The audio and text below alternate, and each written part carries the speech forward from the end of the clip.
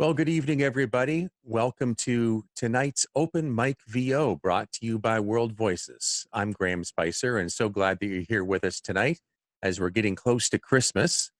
One of our topics tonight is what is on your voiceover Christmas wish list?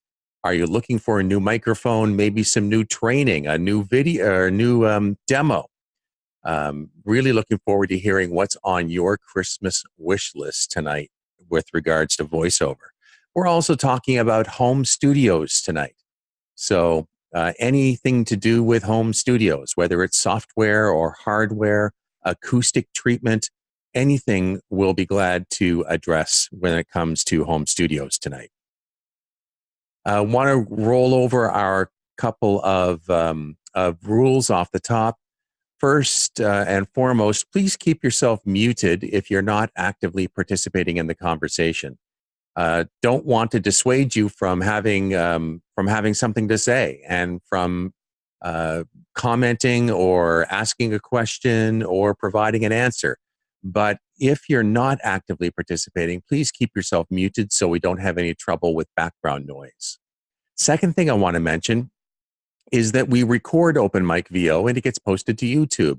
So if you're going to share with us any information tonight that might be confidential or proprietary, just keep in mind that once it gets posted to YouTube, there's not a lot that I or World Voices can do with regards to where that content ends up. Third thing I want to mention is that OpenMicVO is brought to you by worldvoices.org, the industry trade association for voice actors. But just remember is that any opinions or information that I share tonight or that any of our participants shares tonight is our own opinions only and doesn't necessarily reflect the opinions of World Voices. And the final thing I wanted to mention is that we're all pros here. Some of us have been at it longer than others, but by the very fact that you're here tonight and participating in this conversation, you're taking voiceover seriously, and we want to make sure that you get treated as the professional you are. So those of you who are new to the business, there's no such thing as a silly question. Don't hesitate to ask any questions that you might have. And those of us who've been around a little while, let's make sure we treat everybody politely. Fantastic. So once again, our topics tonight are home studios, anything to do with home studios. Any questions you have with regards to home studios, acoustics, software, home studio hardware, microphones, audio interfaces, preamps, happy to do our best to answer them for you tonight. And the other topic, of course, is your voiceover Christmas wish list. What is it you're hoping Santa brings to you for Christmas this year when it comes to voiceover? Are you lusting after a new microphone? Are you perhaps looking for a new demo in a genre that you don't have a demo in yet? Definitely interested in hearing what is on your Christmas wish list. So let me start unmuting people here. And once you see that you're unmuted, you can do one of two things. Either mute yourself so that we don't have any problems with background noise. And the second thing is you can lead us off with the first question or the first comment. Starting to unmute people here now.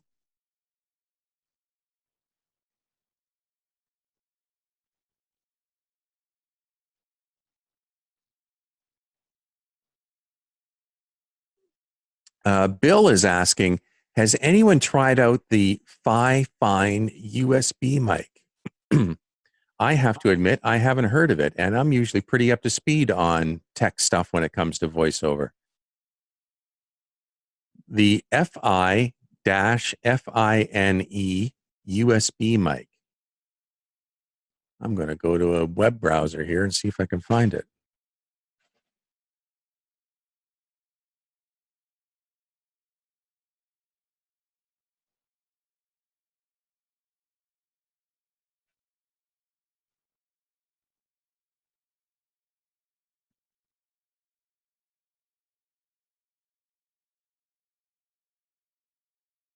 Okay, I see it there now. It's a very inexpensive USB microphone. about 32 bucks Canadian. So I assume that it's maybe 22 or $25 US, which makes it a pretty darn inexpensive microphone. And it seems to come on a tiny little desk stand as well. Anybody have any comments on this particular microphone, if you've had any experience with it, or perhaps on USB microphones in general?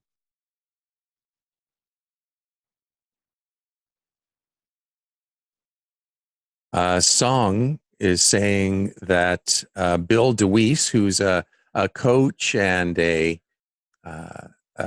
prolific YouTube video guy that does lots of videos on voiceover on YouTube. You might want to check him out. Bill DeWeese says that his one critique is that it doesn't have zero latency monitoring. What that means is it doesn't have a little headphone jack that you can plug in earbuds into so that you can monitor what's going on as you're recording.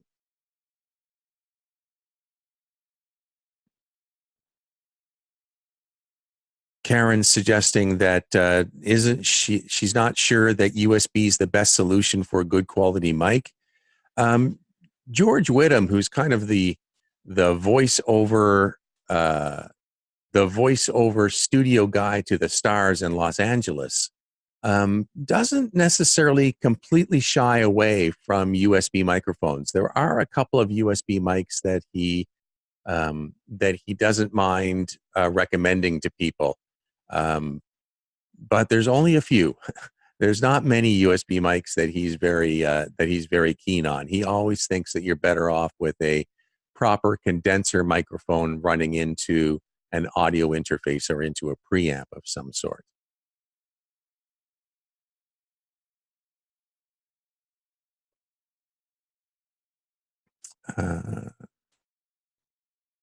So you guys might want to check out Bill DeWeese. He did a video critiquing that particular microphone. So you might want to take a look at that.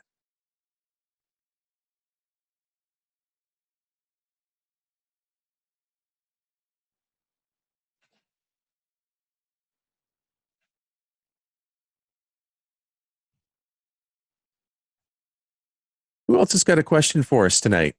Who else wants to talk to us about what they're hoping for Christmas from Santa Claus when it comes to their voiceover wish list? I know what's on my wish list. I'm hoping to do a political demo coming up in the coming few months, and hopefully Santa hears me and might be able to contribute a little bit of money towards my political demo.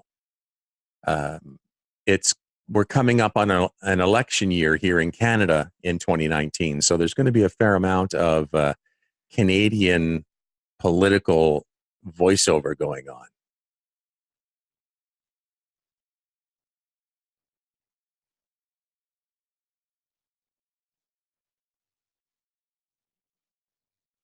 Good evening, Graham. It's Blair.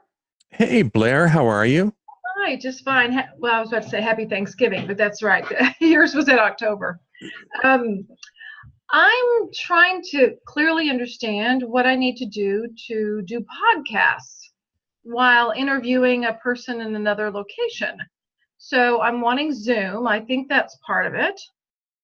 And then a headphone jacked mic, I think. Something like that. I've been doing a little bit of research. And then if I interview them in place, I've looked at, I wrote it down, an H2N, I believe it's called. So I don't know if anyone else has any experience with podcasting, but I'd love to hear about their equipment and what they found helpful. So are you looking to actually interview people live in some cases and record into like a portable digital recorder? Yes. Mm-hmm. Okay. There is a microphone that I use. It's a lavalier microphone, but it's a stereo lavalier microphone, and it has two microphones, and it goes down to a single stereo mini plug, and it will plug into any sort of inexpensive Tascam digital recorder, as an example. But the nice thing about this lavalier mic is that one of the mics records exclusively into the left channel, and the other one records exclusively into the right channel. So I think it's used by guys that record at concerts and stuff, and they clip the microphones to their glasses, and they record stereo, like they bootleg stereo concerts. But it's perfect for our purposes for podcast interviews. And I'm trying to remember what the heck of the name. I think it was called something weird, like Giant Squid Microphone.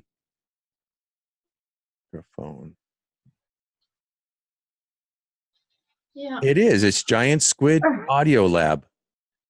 Okay. So check out Giant Squid Audio Lab. I think that is the place to go for that type of microphone, and it's relatively inexpensive. He's not asking a ton of money for his mics, and he hand makes them, so they're pretty good.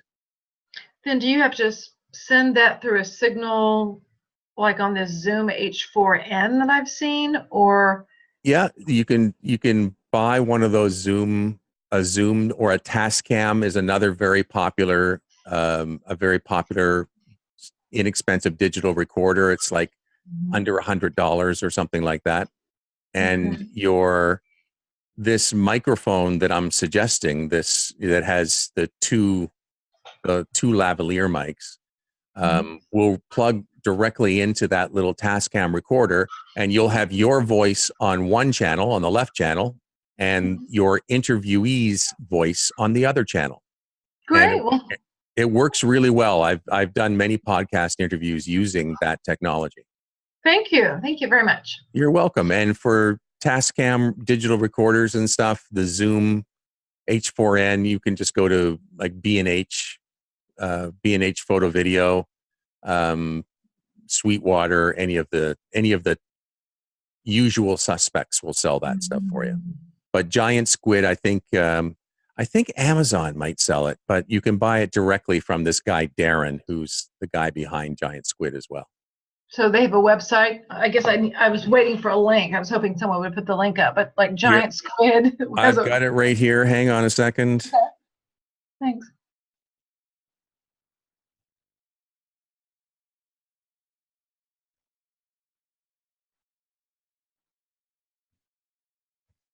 There you go. Thank you so much. You're welcome. Few people have joined us. Hello and welcome. I'm just unmuting you now. Tonight we're talking about your Christmas VO wish list. What is it you want Santa to bring you this year? And we're talking about home studios. Anything to do with home studio technology, we're happy to talk about tonight. I have a question for you here, Graham. Hello, Haley. Hi. Very nice to be back here. It's nice to have you back. Thanks. There's some great deals right now with Black Friday, Cyber Monday, and I just wondered if anybody had any input into a preference between the Waves DeBreath plugin versus the Izotope RX7.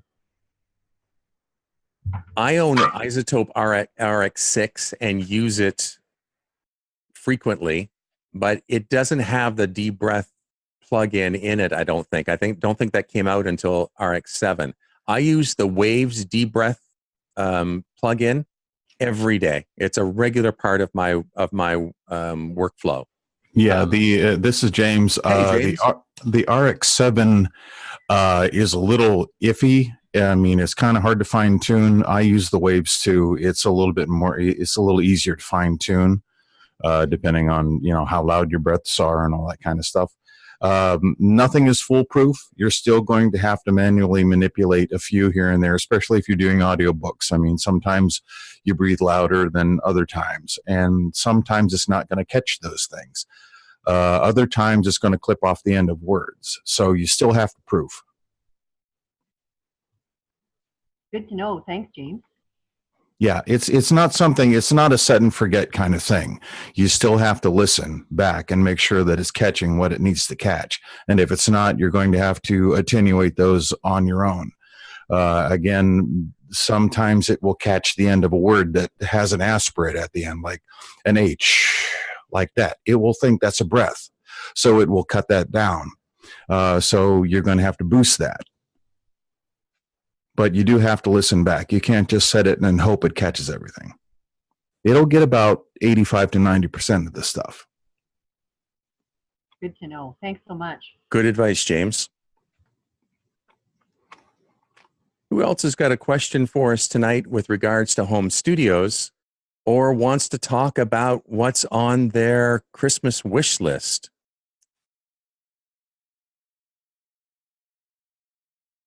Someone had mentioned, Paula's saying that she's hoping for training with Sean Pratt. And Sean Pratt is a great coach. He does most of his work in audiobook narration, if I remember right. He's primarily coaching in the area of audiobook narration, but he's and even more specifically, nonfiction. That's correct. I know he partners up with Johnny Heller a fair amount. And yeah, he partners up with Johnny Heller. He also, when Johnny has his splendiferous thing in New York, and he's also on the road with a whole bunch of other things.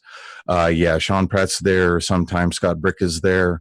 Johnny's real big in the audiobook community, and he sets these things up all around the country. But Sean usually deals, he's a Shakespearean trained actor, but he usually deals with nonfiction. Is he New York based, James? No, I think he's in the middle of the country somewhere. Oh, yeah. He's not on either coast. He's sort of smack dab in the middle someplace. And he's in Oklahoma City. Oklahoma City.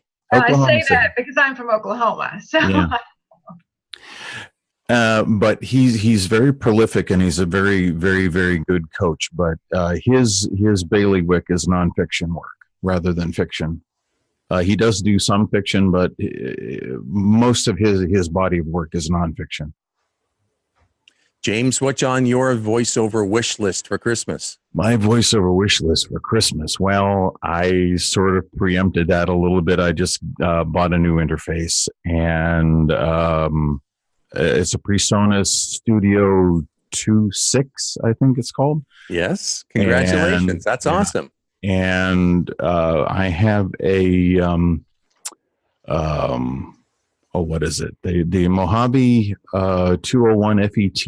Yeah, I know that. I know that mic. It's a great which mic. Needs a lot of gain, and I was recommended this interface to boost the gain on that. So I'm going to try that combination next when it comes. Just ordered it from B&H yesterday. Should be coming on Tuesday.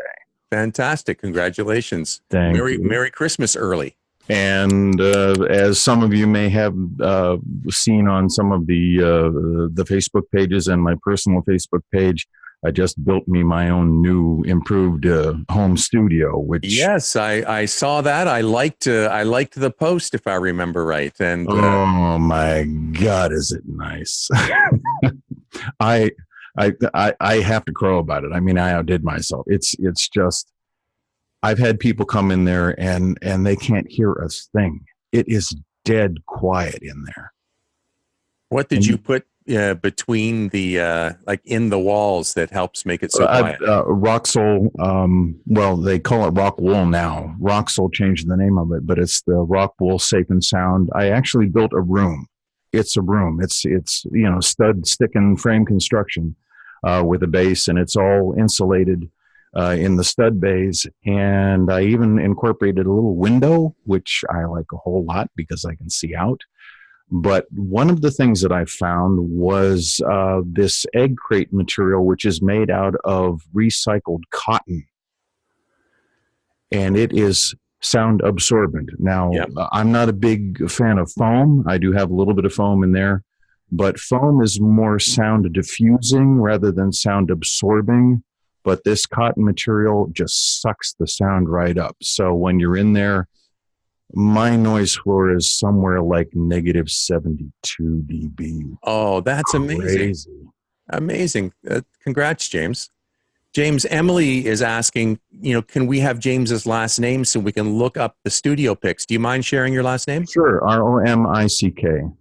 James Romick. And it was in the VoiceOver Pros. Yeah, it was in there, and it's also on my personal Facebook page. So if you search for me, you'll see it on my page there. I put some pictures up there. Yeah. And I couldn't step back. My den is very small, and I put it in the corner of my den, and I couldn't step back far enough to get the picture totally taken. So it's a little, bits and pieces of things, and it even looks better now since I've rearranged the room and put all my my pictures and everything back up again. I've got even Bill the cat sitting on my speaker here. So now, James, just so because people are asking all the time, am I better off trying to build something or to just go buy like a Whisper Room or one of those other kind of brand name booths?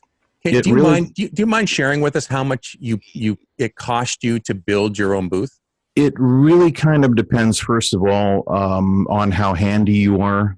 You did a fair amount of the work yourself, didn't you? Yeah, I did all the work myself. Yeah. I have a garage full of power tools, so I was a carpenter's apprentice when I was in high school building houses during summer. So I know a lot about construction, and I measure twice, cut once kind of thing. But yeah, buying something like a Whisper Room is going to cost you anywhere around $2.5 to $3 grand for a base unit. Studio Bricks is going to put you somewhere in the $4,000 category for a very, very small unit. It's hard to tell totally what I spent on this thing because I cannibalized my old booth, some of the insulation, the door, and I had some material left over from other projects that I worked on. But I think I can safely say, as far as materials go, I think I spent under $1,500. Wow. And labor, who knows what that would be. It took me about a month to put it all together. Very cool. Well, I thought the pictures were awesome, and now that I know that it has a minus 72 dB noise floor, that's even more awesome. So, yeah, it's really kind of nice. Yeah. I can whisper in there again. It's just crazy. That is fantastic. Congratulations, James. The other thing too is, I just lost my train of thought. I even incorporated an air circulation system with some very slow speed 4-inch computer fans. So I do get a little bit of airflow in there. It doesn't cool anything off, but I do get some airflow in there. But I incorporated it inside of a wall. Instead of using 2x4s, I used 2x8s. And I actually incorporated it inside the wall and then put insulation on top of that. And I snaked the tubing around as a baffle, like in a muffler. Right. Yep. So you can barely hear the fan, barely hear the fan. And even with the fans running, it's still at negative 72. It's crazy. Well, that is awesome work. And I really enjoyed the pictures. Thank you so much for sharing them with us. Sure. Fantastic. So tonight we're talking about your VoiceOver Christmas wish list, and we're talking about home studios. Any questions, any sort of thoughts on what's going on in the home studio world are welcome, and very interested in hearing what everybody's looking for Christmas that's VoiceOver related.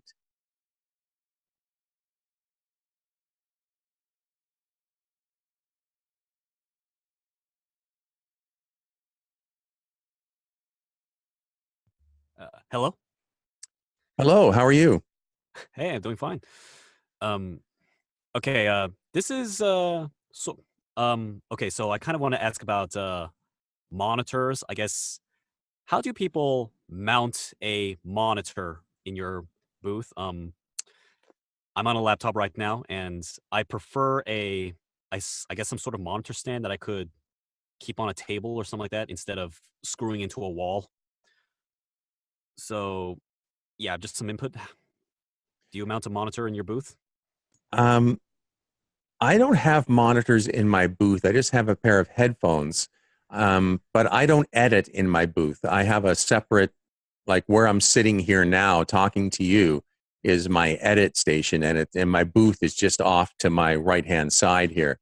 And my monitors are sitting on a pair of stands that isolate them from the desk itself. And I'm just looking at them now. The brand name is ISO Acoustics, ISO Acoustics. And they've been phenomenal. And they fit my monitors perfectly. And I don't know, I think I might have paid $50 for them or something like that. But it's made of plastic with aluminum tubing, which actually the monitors stand on. But they're all of the couplings have rubber grommets, so that it's almost like a shock mount for monitors. That's what I have mine on. Anyone else have any thoughts on monitors? Monitor stands? It's Larry. Hey, Larry, how are you? I'm good. How are you? Fantastic. Happy holidays. Happy holidays to you. Happy holidays. Song, did you mean monitors as in speaker monitors or a computer monitor? A monitor screen? I was going to ask about computer monitors next. Oh, okay. Yeah. All right, cool.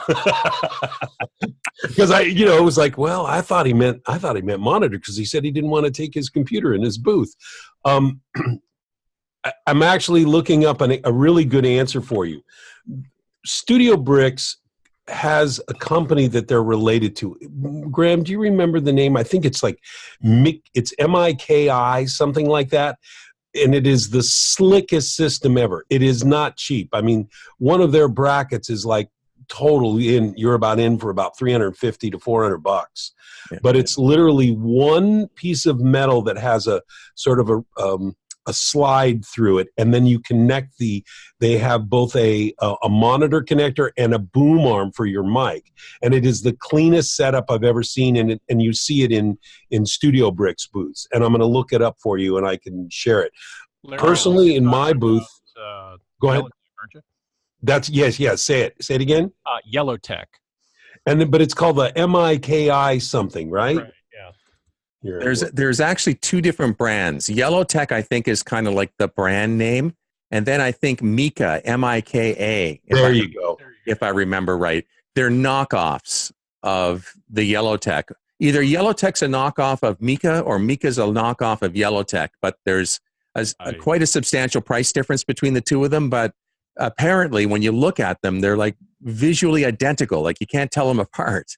I think Yellow Tech is actually the company, and Mika's that portion, because I'm on the website right now, and it's the Yellow Tech website, but it says Mika, the world system.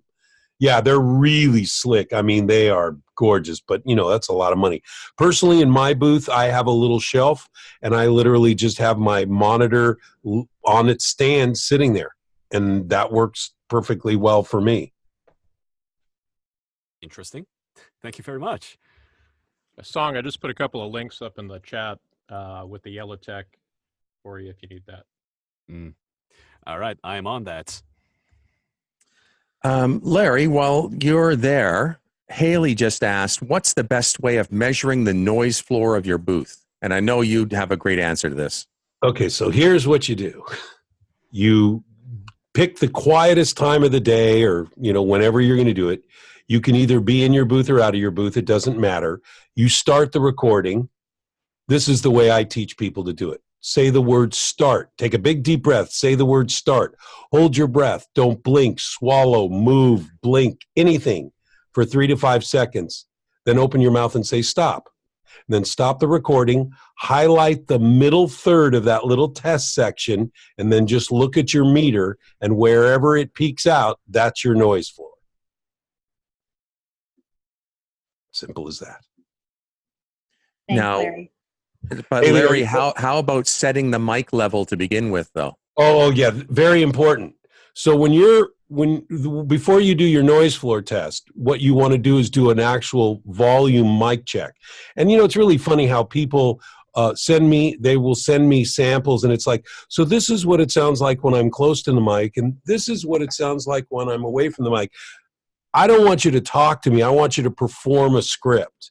And what you want to do is perform a script and be sure that your volume, this is the range of that your volume should be in raw with before you've edited it or normalized it or done anything to it at all, should come in between -12 and -6 dB.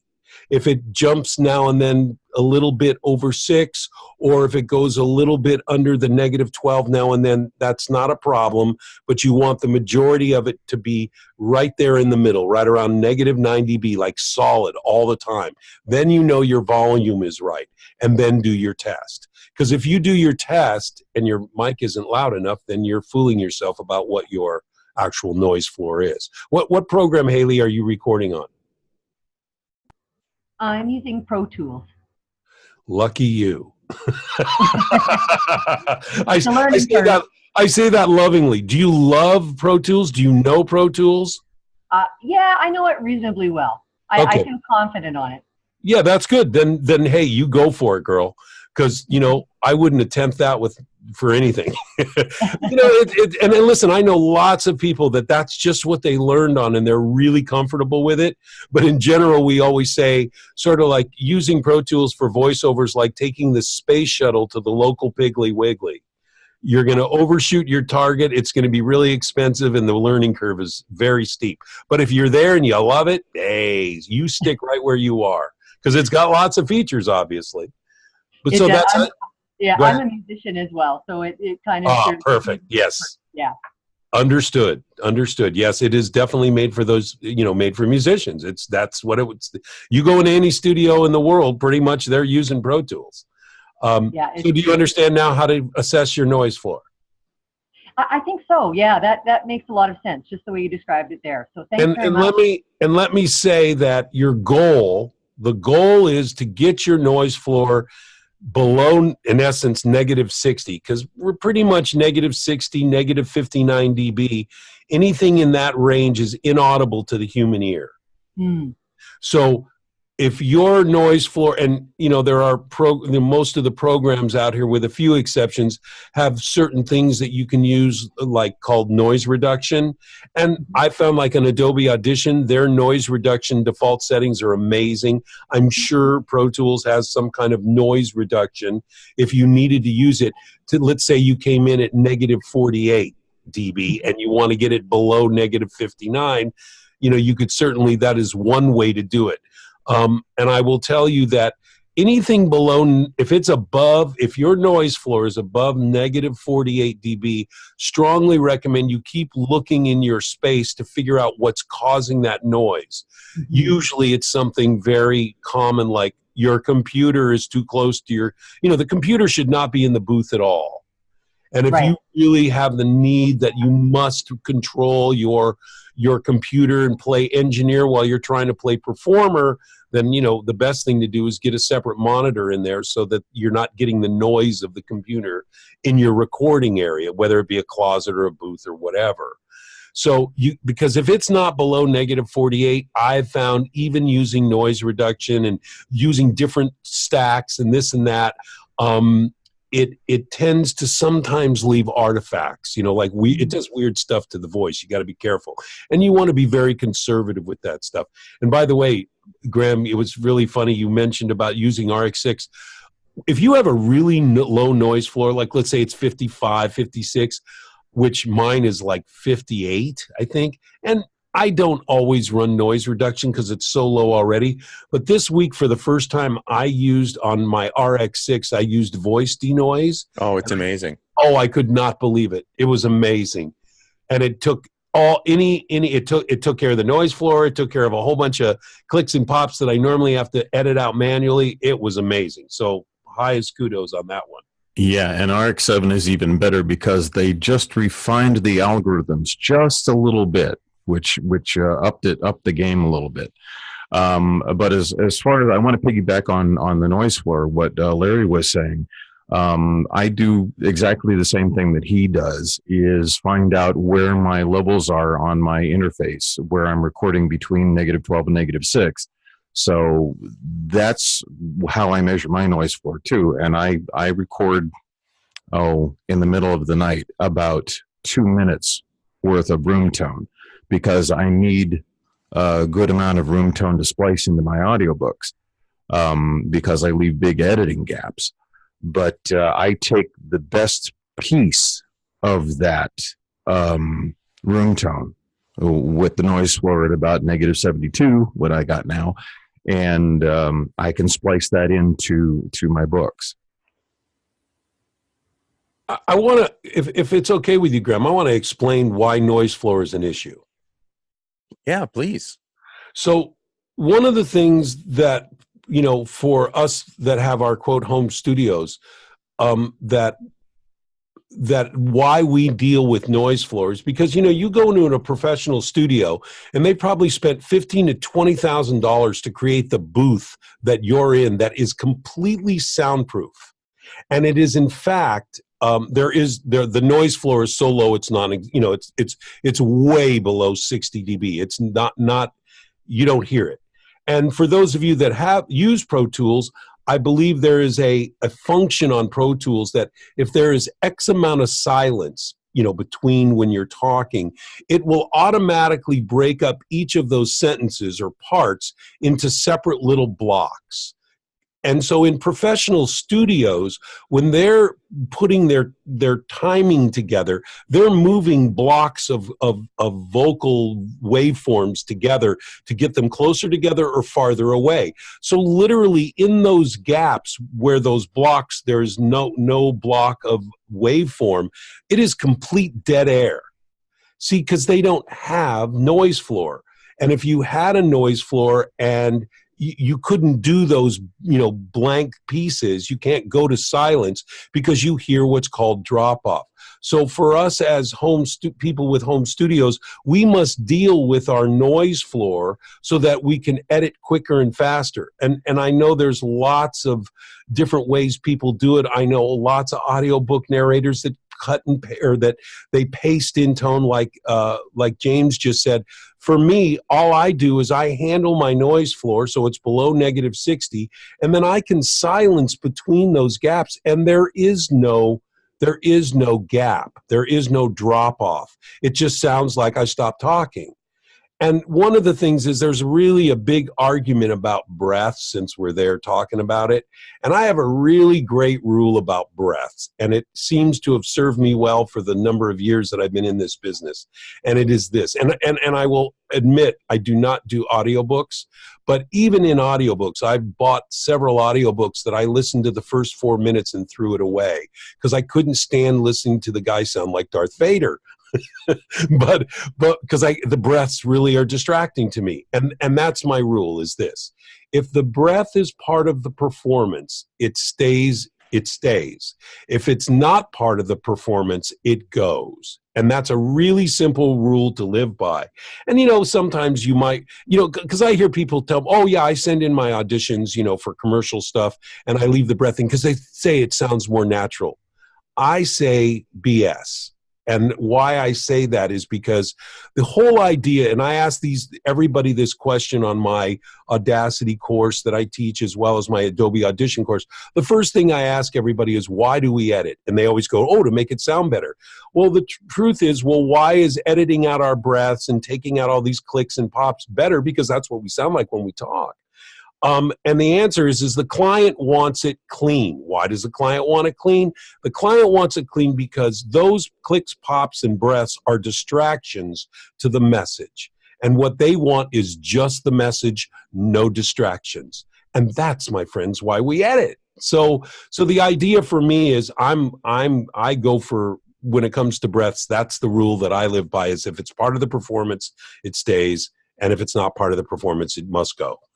So that's it. Thank you. Yeah. One of the things that I learned in audio engineering school back in the 80s, oh boy, when we were still splicing tape with razor blades, was that if there is complete silence, which is what a noise gate will do, it will shut down the signal and give you complete silence, and then there's noise again, or voice again. That's disturbing to a listener. They don't know why. The average listener will not know why, but because it's like being in a room with no windows and turning the light on and then shutting the light off when you don't hear any sound, and then turning the light on again. James, I have a question for you, though. Yeah. I've sat and watched literally 100 different editors edit. Uh-huh. Professional editors, people that do movie stuff, people that do, all kinds of commercial stuff. And I'm looking at what they're doing, and there is dead air between those groups of things. Tell me how that's so. I haven't watched that kind of thing happen. I do know that when I am on a commercial set or a movie set or something like that, at the end of the day, at the end of shooting, they do have everybody just sort of stand around and record about 2 minutes of room tone. Yeah, but you're talking about you're talking about standing on a movie set. Yeah. You're not talking about being in a soundproof room doing a commercial, 30-second commercial. And that's a different bird. Certainly working on a movie where there's live sound in there. Right. Well, Larry, on top of that, I mean, if you're working in audiobooks, there's no music, there's no sound effects, there's nothing else that happens except the voice. Yeah. But when you're doing a commercial, there are all these other things folded in. So possibly you can get away with that absolute silence because the music is going to cover it up, or a sound effect is going to cover it up, or something is going to cover it up. But if you're doing like what I'm doing with audiobooks, you don't want that on and off silence to sound kind of thing, right. Because it's disturbing. And if you're listening for hours and hours and hours and hours, it makes people anxious. Right, I understand exactly, because you're talking about drop off. Right, exactly. Right, but we're talking about the same thing where you just use right. And I'm just telling you, if I have no noise floor that is inaudible to the human ear below -60, you could put silence in there and I don't hear the difference. And I got that you disagree with me, and that's fine. I'm just telling you what I know after 10 years of listening to thousands of recordings. I don't hear if there's no drop off, there's no drop off. But you can keep, I respect whatever it is that your perception of it and how that, and that's what they do in the world of audiobooks. I got it. Yeah. I mean, there shouldn't, and there isn't a place in an audiobook that is complete silence. There shouldn't be. And as far as we were talking about breaths go, even the feel of an implied breath, not necessarily the breath sound. A lot of times I will edit a breath out and just sort of leave the space to indicate that there is a pause, or there is a kind of a catch breath there or something like that. But I'll take the actual sound of the breath out and just replace it with room tone. And a lot of that has to do with pacing too. Well, when I silence my breath out, I silence the entire gap between the words, and then I retime it so that it sounds natural. Yeah. Yeah, so that's the feeling of something. But if there was like absolute silence there, like a noise gate shutting down and turning back on again, and you get that pumping effect over a period of time, listening to hours, of an audiobook, that would make you crazy. Yeah, and I would tend to agree, James, because I think that if there's any noise happening when you're speaking and then it completely drops off when you're not, then, that sounds odd. I think that the only point that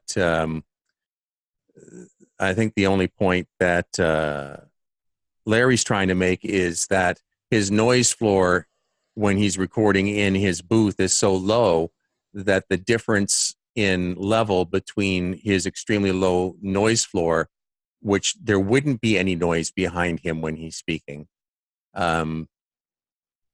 it is that it doesn't, he can insert silence and it doesn't matter. So I think that both of you are making, reasonable and rational points. And I think that both of them make sense in the individual context.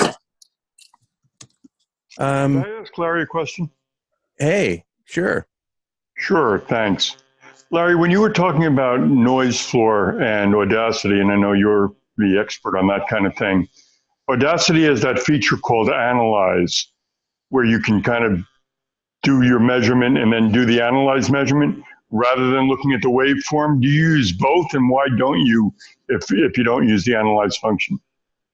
I don't use the analyze function, and I'm just trying to understand what you're trying to analyze. What are you trying to analyze? The noise floor. Noise floor is real simple. It's just a number. It's just the volume of the room tone when nothing is going on. So all you got to do is highlight a very, clean spot of it, play it, and look at where the blue line is on your meter, and that's where it peaks out. So I'm saying you wouldn't look at it as an RMS measurement, in other words. Yeah, I don't deal in RMS at all because I already know what my levels need to be in.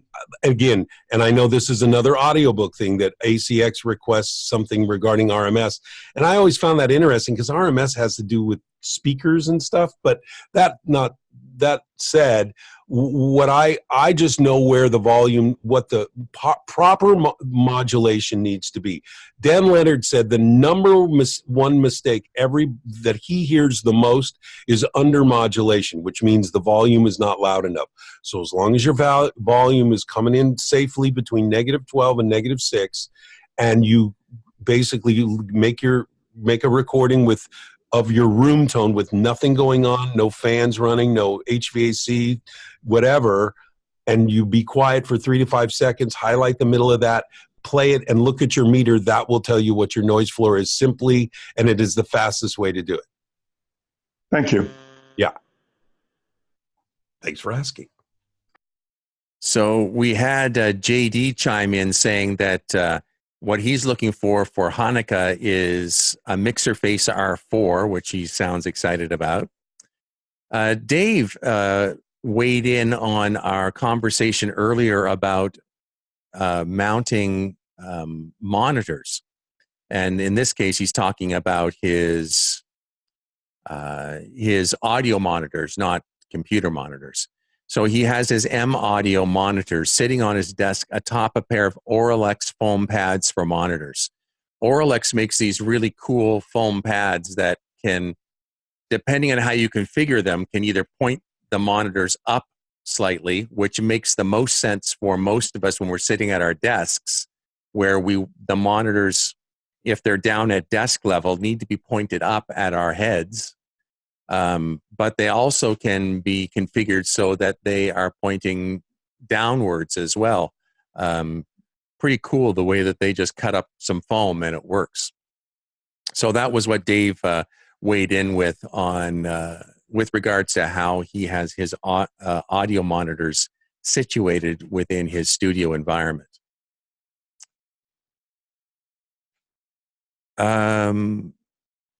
Emily is just mentioning what her workflow looks like. She says that she's using the RX6, which is from Izotope, the RX6 package, which is the same version that I have. She uses voice denoise, mouth declick, decrackle, and deplosive. Her DAW is Adobe Audition, the most recent version of Adobe Audition's Creative Suite, or CC, and uses the Spot Healing Brush tool for yellow spots in the spectral view, which are S sounds. She doesn't use the RX6 de-esser because it's too powerful, it's too strong, takes out too much of the S's. So, Emily, thank you for sharing your workflow with us. So back to, got a couple of minutes left, just a couple of minutes. Anyone want to weigh in with what they're looking for Christmas in their voiceover stocking? What is it that you're looking for Christmas?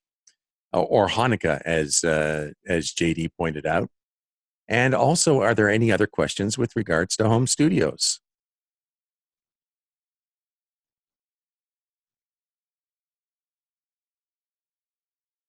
Hey there, Graham. It's Karen. Hey, Karen, how are you? I'm doing all right. How are you? Fantastic. Thanks for coming in tonight.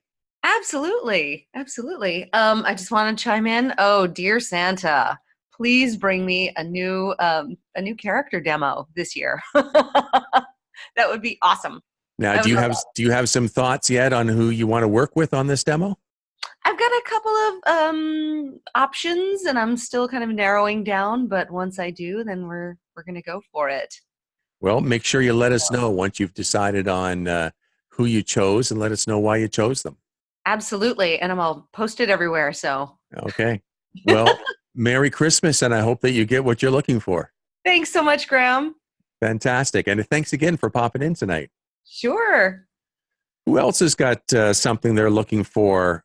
Something they're looking for Christmas from Santa when it comes to their voiceover career, their voiceover lives.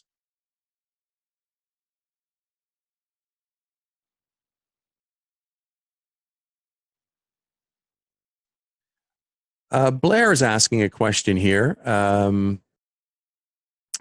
I sure would love a thorough training session on how to remove mouth noise in the spectral view of Izotope RX6. James is chiming in saying that Don Barnes is the person to ask for that. Larry, do you do any training in Izotope? Do you offer training in that particular suite of? Yeah, no, I do not. I'm somewhat of an, I'm still an old guy, I'm kind of like Dan Leonard. It's like I try to keep things really simple. Like I've had RX6 for forever, and I finally just said, let me try this, I haven't been using it that much because I'm so used to manually just kind of cleaning stuff up. And, I don't do a ton of real long form. I mean, if I do something that's 5 minutes long, that's long form for me. Most of my stuff is, shorter stuff. So no, I do not. By the way, I want to know what you have on your Christmas list. Well, I mentioned earlier that tell us. I'm looking for a political demo. Ah, cool. And I'm seriously considering J. Michael Collins as the demo producer for that. That's really the big thing I'm looking for in my voice. The other thing I'd like is a new chair from the one I'm sitting in right now. Oh my gosh, I have a great recommendation. Can you tell Santa for me? I'll give him a recommendation for you. And what is that? It's a Tempur-Pedic, either an 8,000 or 9,000. Okay. I've had this chair for 6 years. It is as comfortable today as the day I bought it. It is amazing. Mesh back, Tempur-Pedic cushion that you sit on, so it kind of shapes to you a little bit, It is the best. Look it up. It's not cheap either. So I'm making a note right now. Okay. I'm making a note right now. Can I tell you what I want for Christmas or for Hanukkah, please, Christmas? Absolutely. What is it? What was the Seinfeld holiday? Oh, Festivus for the rest of us. Festivus for the rest of us. Thank you, James. That's great. So I have no need for anything like equipment. I have everything I need. You always want more, but I really don't need anything. But what I really want is representation from a major agency in New York and LA that is a perfect fit. Fantastic. Do you have some ideas on how you might pursue that in early 2019? Yeah, the reason I'm not pursuing you now is because is the holidays, and I know it's not a good time. Bad time. They're out drinking, having a party. Yeah.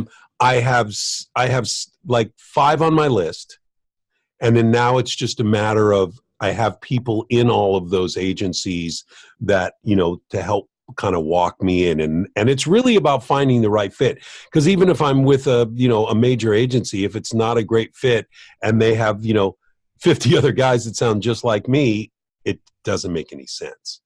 So anyway, that's the big question. I did the new demo this year. I got my new website up.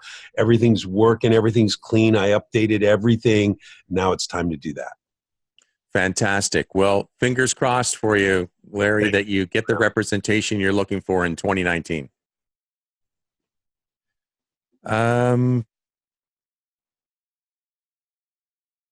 Something else I was going to mention. Oh, right. Back to Blair.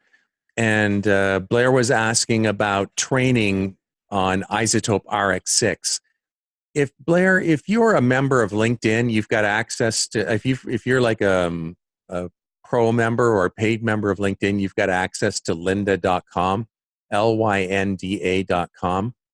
And I'm quite certain that lynda.com has a fairly extensive training, a series of videos on training on RX6, because I seem to remember going through them a year or two ago. So you might want to check that out. Actually, James is saying Groove 3 videos. And you know what, James? It might be Groove 3 where I saw them. James, maybe if you wouldn't mind just getting a link for us to Groove 3 and putting it into the chat box, because it might have been there where I saw this this particular set of videos. Yeah, thank you, Graham. I think Linda does have some, but it's definitely for the music professionals, and they just skim over, how to work with that spectral view. So Yeah, Linda.com is the best. It's really the best. In that case, it must be Groove 3, because Groove 3's training program was specific to voiceover. Woohoo! Okay. Yeah, and it was extensive. I mean, it was very detailed. So James says he's working on trying to find a link for us. Well, you and James are my elves, I guess. Thanks, guys. Well, James is doing the hard work. I'm just here talking. Who else has wants to tell us either what they're looking for Christmas from Santa when it comes to voiceover, or maybe we can sneak in one last home studio question. Just have a couple minutes left tonight.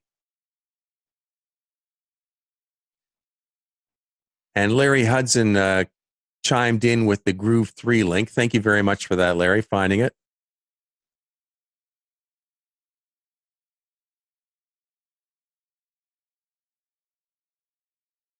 Anybody else have something on their Christmas list or wants to ask us one last question before we wrap it up for the night?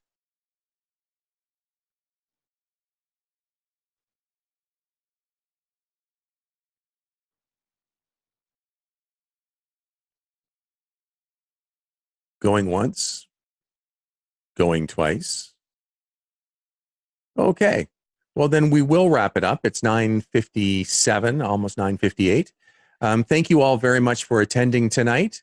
We're back again next Sunday evening, of course, at 9 p.m. Eastern. Looking forward to seeing you all then. Have a great week. Work hard and get lots of auditions in and book lots of work. We'll see you next week. Have a good night, everybody.